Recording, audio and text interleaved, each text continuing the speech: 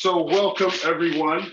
I want to welcome a very special guest. She is a familiar face. We see her all the time, usually behind the coffee bar, and she makes a great cup of coffee any way you like it. So I'm gonna let her introduce herself and then I'm gonna jump into it. So the floor is yours. Hi guys, I'm Bobbie. Great to see you all. I mean, I can't see you, but great to be talking to you guys today. And I'm really excited to share more about what God has been doing in and through me here at Common Ground. Yeah, so Bobbie, if you can, I don't know how deep back you want to go, but how did you get to Common Ground? What's your story a little bit? Because I know people see you and they know you from being at the church, but what's a little bit of background? Yeah, so some of you guys know my parents, Rick and Doris Bray. They we grew up in the neighborhood down the street from Common Ground when it was Valley High Covenant, and we have a long time relationship with the Coverts. And so I knew about the church. I knew where it was. I knew where it was in the neighborhood. I used to come as a kid to the Fun Fest during the Halloween time, and so I actually never attended Sunday service until I got hired on as an office manager, and I got that job from a reference from a professor at Consumers River College. You guys had put out a job posting there, and a professor was like, "This would be great for you. You should check it out." At the time, I was working at Starbucks. I checked it out, and I was a little busy at the time, so I was praying on my way to the interview with Pastor Troy, who I had never met yet. And as I'm praying, I felt God really show me a picture of what He's calling this church to do. And I just saw the strategic location because I was familiar with the area. I saw strategically how it's placed in the community with a radius of walking distance to so many things, so many multi-generational activity in the neighborhood, like the college, the high school, the apartments, the middle school, the elementary school that I grew up attending, the senior living just down the street in that community park, Valley High Park. And so I was like, wow, like this campus is right in the middle of all that activity. And so I was like, wow, that's so cool. And I felt God was like really putting on my heart, like multi-generational, multi-ethnic ministry. And when I met with Pastor Troy, I had a lot of questions for him, but one of them was, what's your vision for the church? And he said almost exactly how I felt God deposited in my heart the strategic plan He had for the church. So I was full in by then, and then I was like, dang, I hope He hires me, because now I like have this burning heart for this church and this community, and He hasn't even hired me yet. So, but thankfully, God spoke to him as well, and here I was. I came into the office position, was there for 2 years in the office, and then I got as I started to feel the need on the campus for youth engagement. I proposed a plan to open a youth-led cafe to get more youth engagement on a Sunday morning, and just to have something fun for the youth to do and to come together, and to even reach students that maybe wouldn't come to a church service just for church.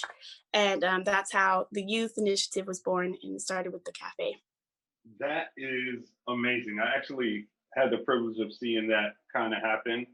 And I love how you say you have a burning heart for the community, because that was just, it pictures you, it encapsulates you and who you are. And the cafe has been awesome. Like, Yeah. just how it's grown and how how the students take it. They take it really seriously, and they greet you. They look at you in the eye. They make sure the transaction's right. So I think that's awesome. And the way you're a go-getter. I mean, I give you props. Like you said, that's what you wanted to do, and you didn't stop until it happened. So props to you. It has been cool to see you kind of grow in different ministry. So what is it? Tell us a little bit about your new role, because you are no longer in the office. You are doing, I know what you're doing, but the people might not. So what are you doing now? So my official title is Youth Initiative Director. And that all that just means that um, I source funding by writing grants and other community collaborations for youth programs and for youth programs and internships. Like a lot of you guys knew that we had a bunch of youth interns last year. And also just different community partners like Sacramento Youth Center, just bridging people in to resource our youth more. And so that's where we're at right now. So it's a new job. It's a new, like it didn't exist before I became the youth initiative director. We didn't have one. And so we're learning a lot, me and the staff, as we navigate what this job could and is and could be potentially more in the future.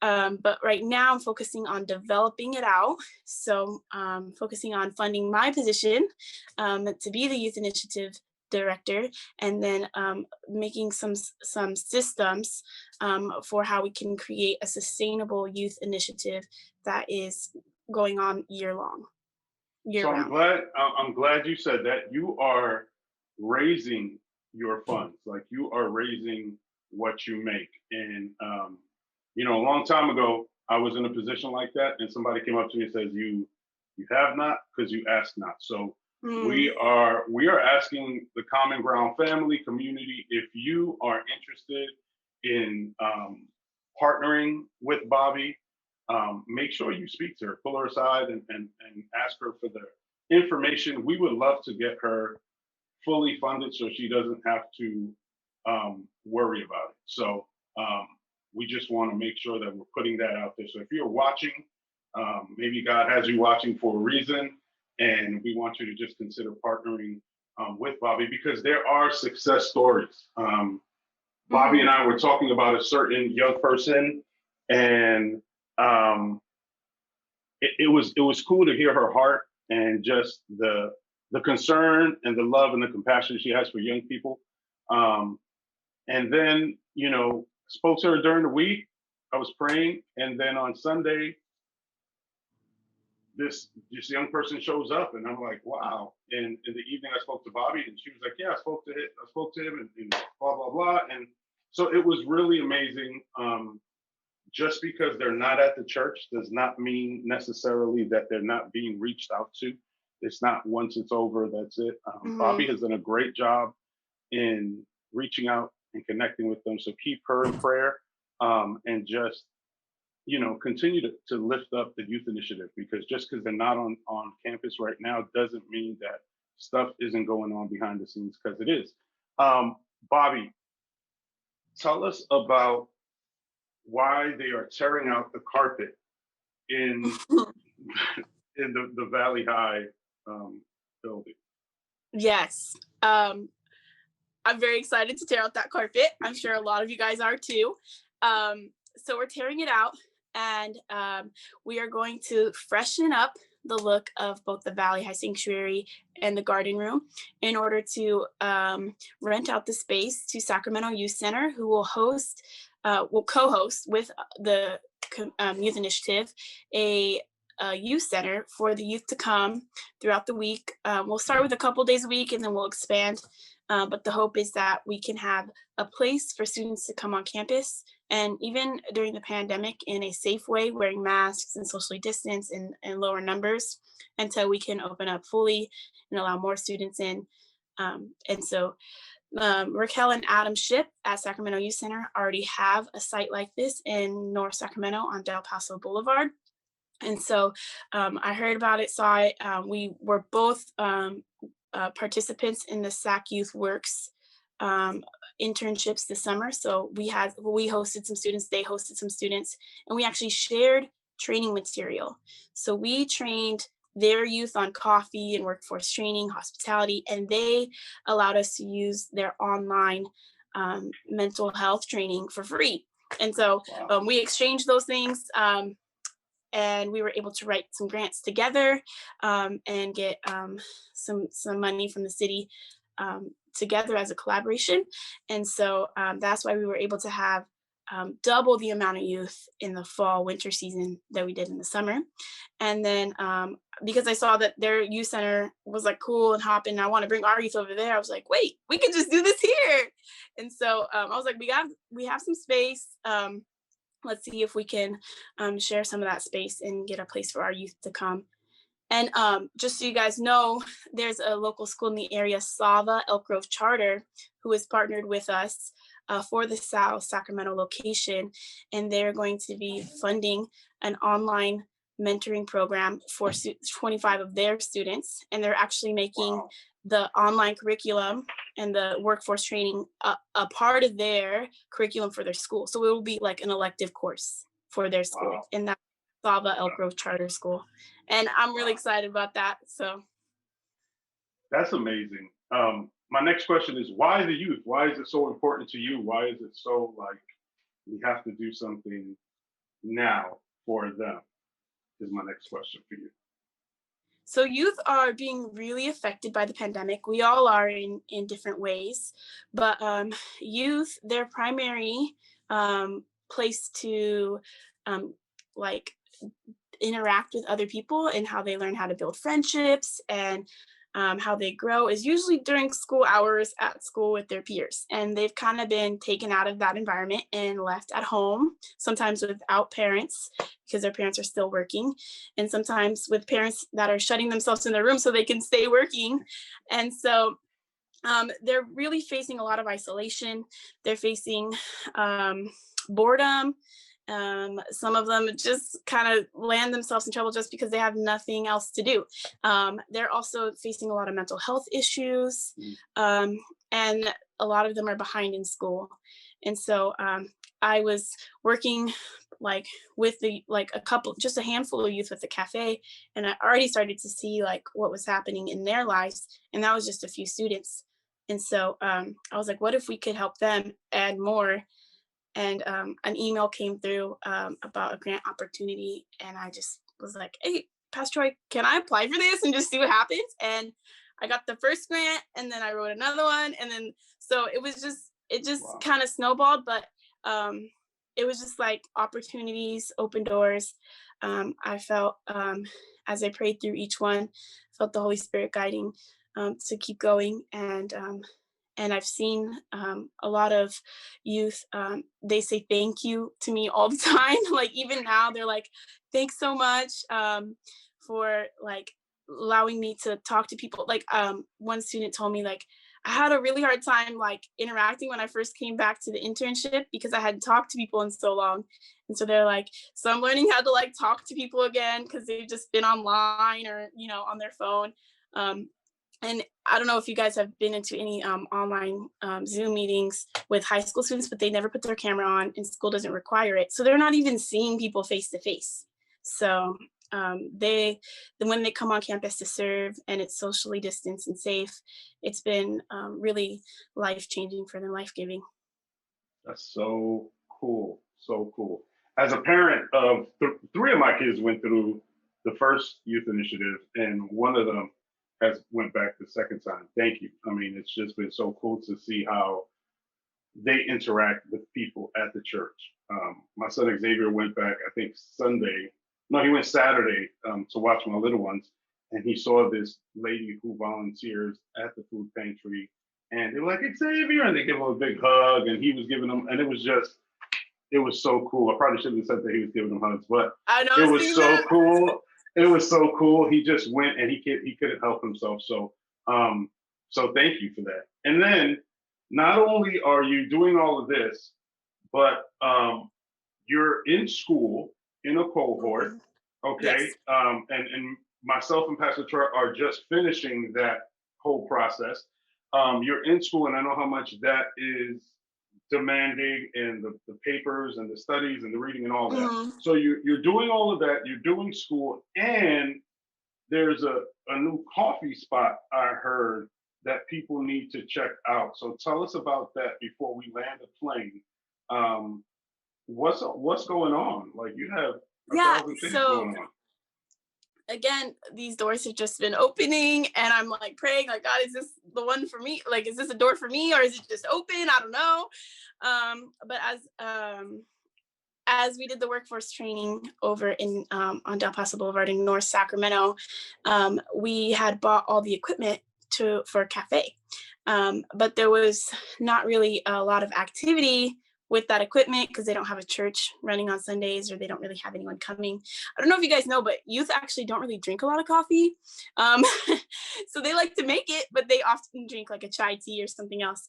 But so there was equipment, there was a spot, it was all set up, and the previous people who had that cafe, they had got it all up to permits. So all the health code thing, all the sinks that needed to be in there, ice bins, everything had already been, I'm sure they spent a ton of money getting it up to code, but then weren't able really to keep it open. And so that was several years ago, like maybe 2017. And so it's just been kind of there for like a while, all up to code and ready for like something to happen there. And so they were like, hey, Bobbie, we know you have like a business license. We were wondering from some ventures I did last year before COVID. And they're like, we were wondering if you wanted to like open this up. And I was like, oh, I don't know. And so I was like, probably not. And then I thought about it more, prayed about it. And also I have a dear friend, Antoinette, who she actually directed the youth, the cafe mentorship or the workforce training in the fall, winter, so I could direct the whole project. And so she has the coffee knowledge and the missional heart, the same as myself. And so I said, Antoinette, I can't do this by myself. I'm doing way too many things. But if you will be my operational manager and hold it down, I'll open up this cafe and I'll employ you while you're raising funds to go on the mission field to Rwanda. She's moving there like full time forever, or as long as God has called her there. Wow. But she kind of needed like some work before she goes, because I mean, there's no planes going to Rwanda yet. But and she's also raising support. So and I was like, yeah, I'd love to employ you. So she prayed about it. She felt yes. I felt to go if I had like that other person to kind of hold it down for me. And so together we opened this cafe, and it's called Uptown Grounds. A lot of you guys, I've already seen you come in. So thank you so much for your support. I really appreciate how you guys just jump in there. Like you see a post on Facebook or Instagram and you just come out and support. I really appreciate that. And that's 1901 Del Paso Boulevard, Suite C. And if you want to know where it is, again, you could just look it up on Facebook or call me, text me, email me. We'd love your support there. Yeah, definitely. So Bobbie, just want to say thank you. And I really, really urge our Common Ground family, how can we support you? Like, I know prayer, obviously, but I'm talking, you're trying to raise your own funds, you're in school, you're doing this, and people are like, oh, there's so much going on. Well, you know what? The fruit is showing from the labor. So we want to make sure that we do our best. I know I was talking with Pastor Troy, and I know there was some hesitancy on your part, but we are just like, look, we need to find a way to make sure you are getting taken care of. So if someone was interested in saying, hey, I want to support Bobbie, I want to give whatever a month or whatever, a one-time gift, whatever the case is, how can they make that happen? Yes, I'm definitely looking to raise monthly supporters. If you have the means and would like to partner with what God is doing at Common Ground through me and be a part of that ministry, giving would be an awesome way to do that. Again, one-time gifts are also welcome, but I really am looking to raise that monthly support. And as well as the youth, like when you guys reach out to them, when you guys love them well, when you greet them, when you engage them in conversation, when you build relationships with them, they really love you guys. I'll say they remember the people who talk to them, who see them, who like go on walks with them or whatever. Like these students are really hungry for a relationship. Anytime I've ever reached out to meet with any of them, in like a socially distant way, of course, they've always said yes, like I'll be there, I'll show up. I can only invite so many students, and do so many things with the students. So I'm really asking the whole church to buy into our youth, every single one of them, that they would have adults who believe in them and who care about them and who support them in their journey in life and also in their spiritual journey. Well, there you have it, folks. Bobbie, the coffee lady, is in the building. We thank you so much for joining us at the pastor's table. And we look forward to having you and the directors the day that the youth center opens up. I will be there supporting, Yes. and we just look forward to it. Thank you so much from coming to a Halloween event. Who would have thunk, or who would have thought from that Halloween event, fast forward, look at where you're at. So we never know what happens when we just are obedient to God. So Bobbie, thank you. God bless you. And everyone else, we'll see you next time on the pastor's table. Bye, y'all.